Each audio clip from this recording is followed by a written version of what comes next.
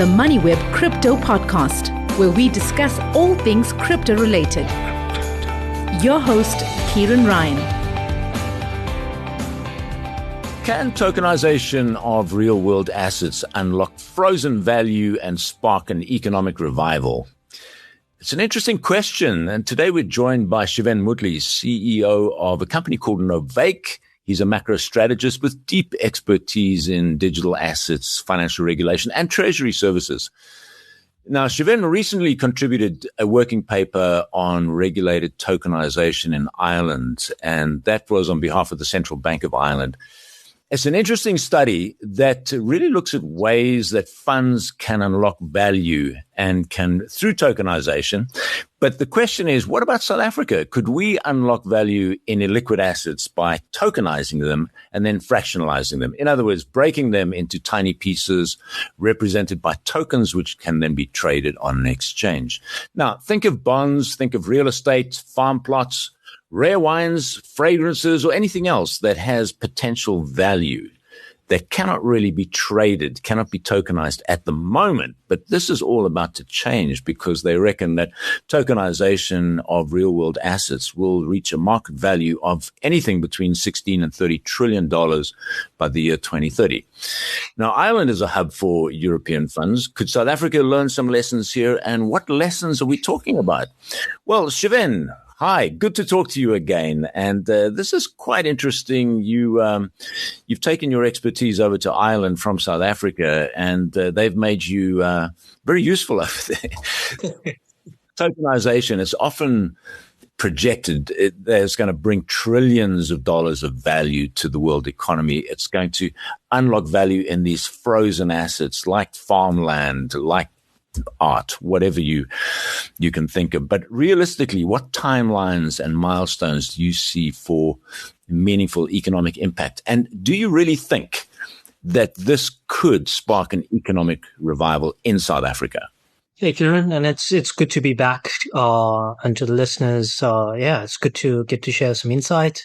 So overall, the working paper is about a recent paper or public information that the Central Bank of Ireland pushed out, and that was around they're looking at tokenization across the ecosystem, and there's significant players contributing to the insight in which how tokenization can be utilized within their framework. So the paper I drafted is around tokenization and how the vertical of funds, with Ireland being one of a significant player within it. So papers open free for everyone to read on my LinkedIn. But where we are currently in the situation of tokenization and what are the benefits. So where emerging markets currently are in tokenization, there are exploratory examples of it happening. And this is across major institutions that are custody providers like the JP Morgans and the Citibanks, stuff like that. And when we look at the South African Reserve Bank, they also explored and experimented with DLT, which is distributed ledger technology. They have explored that with other central banks in terms of assets that were tokenized and then moved between banks. So where do we see that in the near future? I think it's something that is developing and a lot of people are exploring this information. There are a lot of risks associated with it as quantum computing comes up in the near future, in the next 3 to 5 years.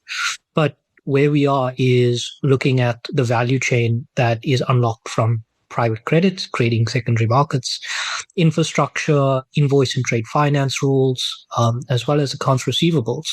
I don't think we might see sort of the tokenization of wines. I know people do it in South Africa, and there is a major player in that tokenizes like a variety of wines, and I think it's housed in Switzerland. I did come across them in my time in asset management, but there are these aspects of tokenization. And I mean, when we start looking at also tokenization, you might see aspects of easy equities, for example, that uses tokenized shares for easy properties. I mean, that might be something on the horizon. I don't know, but there's a lot of value that can spread across the opportunity for this new technology. All right. Now, I mean, maybe just explain why tokenization is such a big deal. And you did bring up something there, which is a potential risk, and that's quantum computing, because the Bitcoin community, of course, has been looking at this for some years. The fear being that quantum computers could actually break the Bitcoin protocol and destroy the network. But the Bitcoin community, of course, has anticipated this and is working against that. You bring this up in the context of tokenization, and if this quantum computing can result in hacks, this is a major risk. So what is the community doing in that respect? Answer that question first, and then I'd like you to bring you back to South Africa and how we could unlock value here. Sure. So the value in tokenization is really taking what the physical asset is. So, for example, if we have an investor registry on a fund, or variety of transfer agencies are looking to tokenize documents, have those sort of things within the space, that's where the fund sort of aspect lies. And then when we're looking at quantum computing, this is a range of sophisticated computers or technology that is developed. So where we are in AI, and sort of these quantum computers are just smarter than AI in simple terms, or are more advanced in AI. And they work in terms of jailbreaking sophisticated cryptography, hashes, passcodes. And a good example of how sophisticated AI right now is last week, someone used Claude Code to actually retrieve their seed phrase, which they forgot about a wallet. And that shows you how far we actually come with just Claude as a whole. But tying it back to South Africa and where that advantage lies, I know the capital flow management policy is something that has everyone up in arms, and every crypto person has the right to be. But these are the new exchange control rules, right?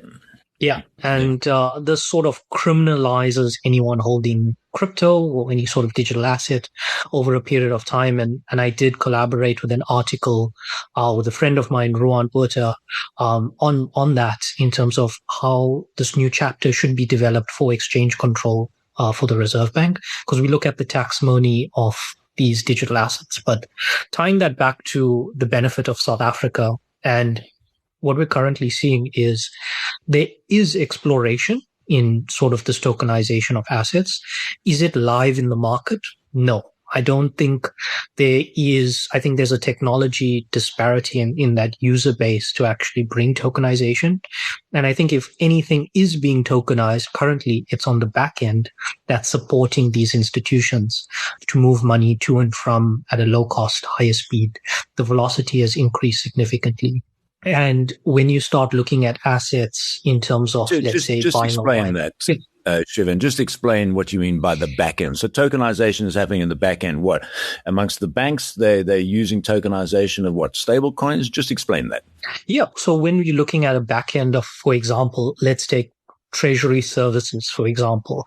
I know a lot of payment houses, ideally, one of the biggest selling point is faster payments is ROI, but in utility and economics, it's not really ROI, and that's something we try to express to CFOs that we consult with, that a faster payment does not necessarily mean ROI, but having a fund that's tokenized, such as a money market fund, that you have access to 24 hours, and you are running this DeFi treasury, which is, it's a balance between holding fiat and holding some sort of assets in digital asset form, which is stablecoin, maybe Ethereum, Bitcoin, or Solana, for example, whether that be through a staking yield product or whether that's using these money market funds of these tokenized providers in order to move capital to and from at a higher frequency. But when talking about backends within banks, for example, that are using stable coins, for example, let's hypothetically take that Absa has a relationship with Ripple. Ripple has a variety of products that allow tokenization and that have a stable coin. Let's say if Absa were to use this idea of transfer pricing on their treasury desk, they would be buying different durations of bonds and would be selling different durations of bonds that they have on their balance sheet. That could happen interchangeably between banks because another bank might have the exact same custody solution, which is a wallet infrastructure or something like that. But what it's really doing is saying that this tokenization of X amount of dollars that are sitting on their balance sheet can just move directly from Absa's balance sheet to, for example, Nedbank's balance sheet, because the Nedbank has a relationship with crypto.com, I think it is, that was announced. So there's those sort of things that happen in the back end. That means that when you're hedging your transfer pricing risk, you're moving money a lot more quicker than actually using the SWIFT network in order to collateralize certain transactions. Okay. Now, let's go back to this question of whether tokenization could spark an economic revival. And let's focus on South Africa. What kind of frozen assets could be unleashed into the market that could create value, could create jobs, and get the economy pumping again?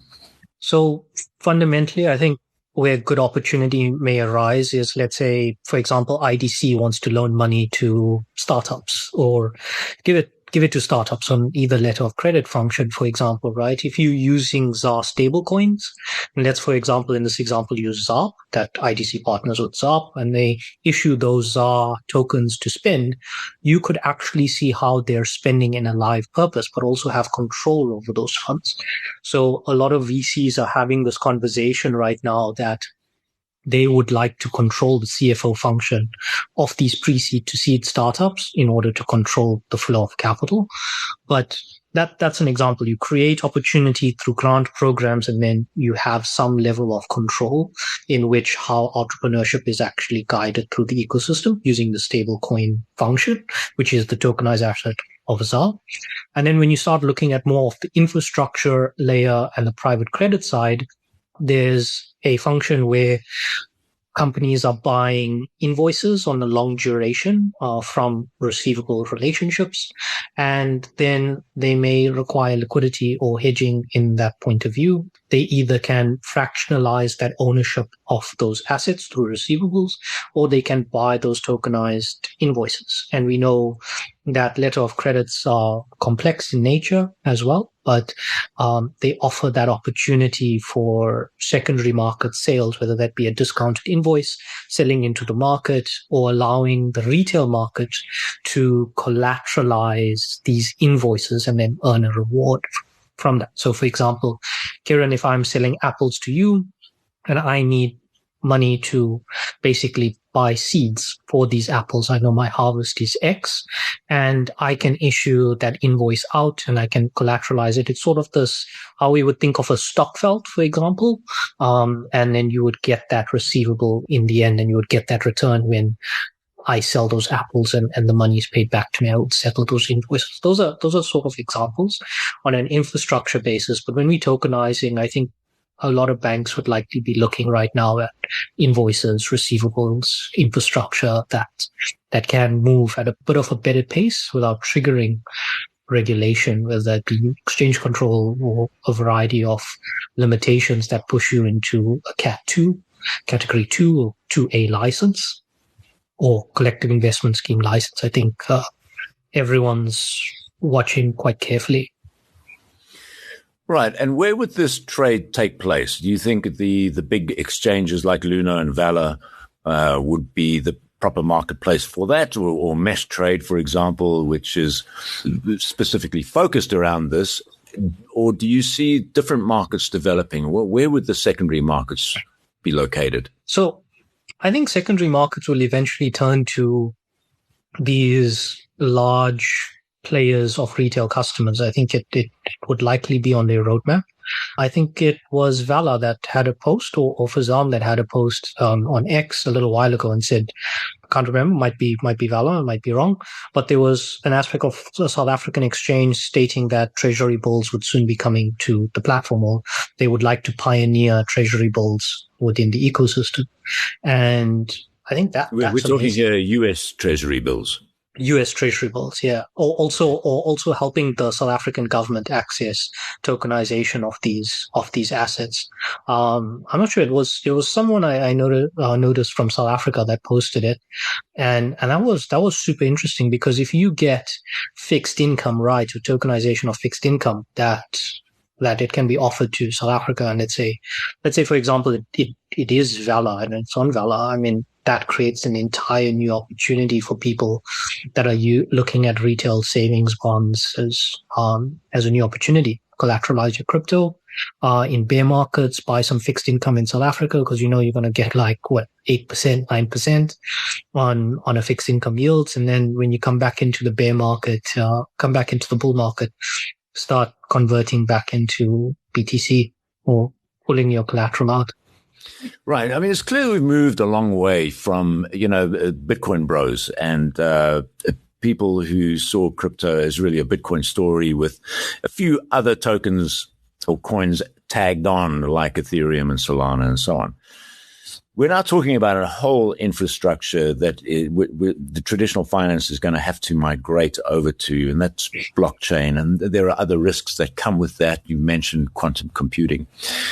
But I guess the question that South African regulators are trying to solve are still there. One of them being, how do you get people to on-ramp to something which is quite complicated, when you have a digital wallet. And I think back to the days of, ATMs, when the banks were trying to get ATMs popularized. It took a long while. They used to have people that stand there at the ATM, a bank employee, and he'd show you got to put in your PIN, but you don't tell your PIN to anybody. And this is how you draw cash. And of course, we became a world leader in that. It did take some years.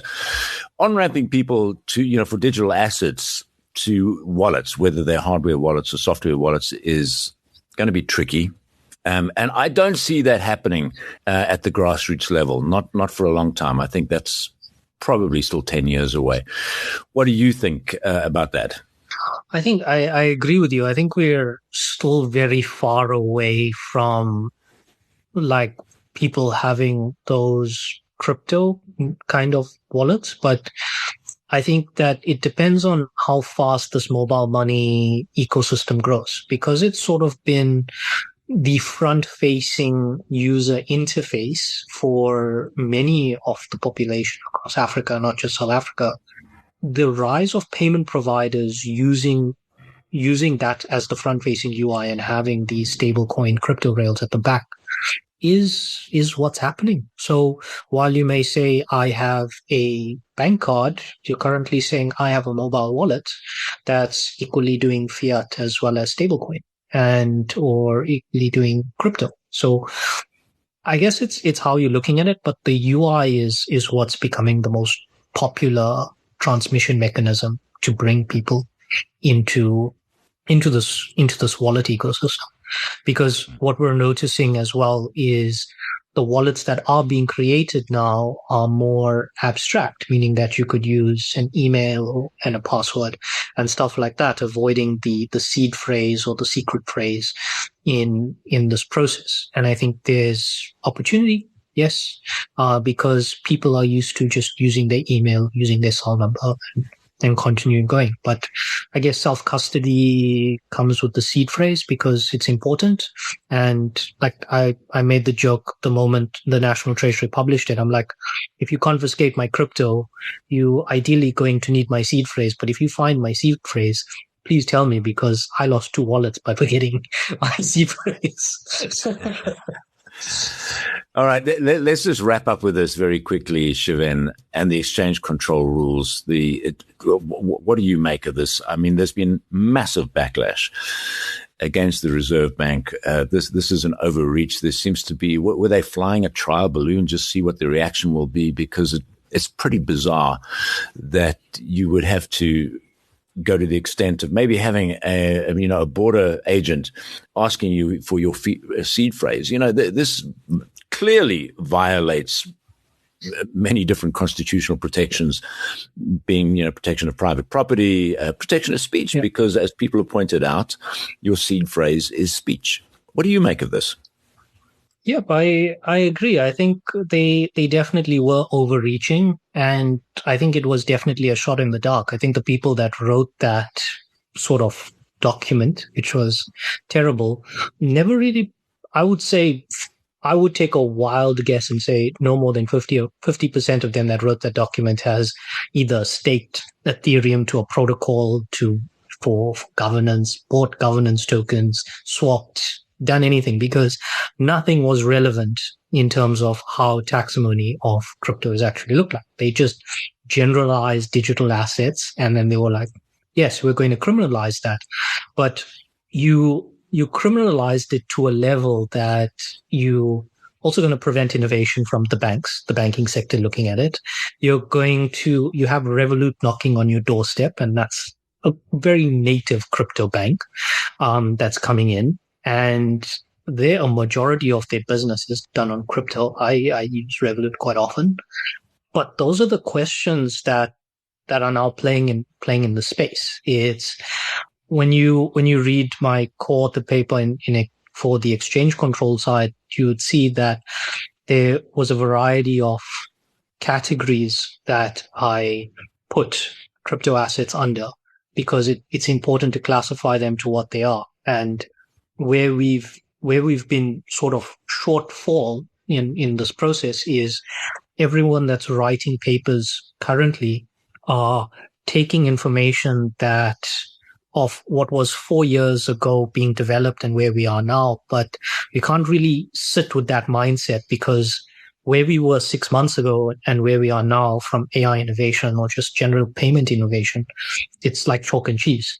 And I assume by the next 18 months, we're going to be completely different to where we are now. And it just comes down to that innovation just continuously growing and people finding more ways to do different types of payments. Different solutions will eventually appear, tokenization and a variety of other functions. I agree. I think it's going to be very stifling for innovation in this space, and it probably isn't going to fly given the ferocity of the backlash that has happened. But we're going to leave it there. Shiven Moodley, macro strategist and CEO of Novate. Thanks very much for your time, Shiven. Thanks, Kieran, and thanks to everyone. Looking forward to the next one.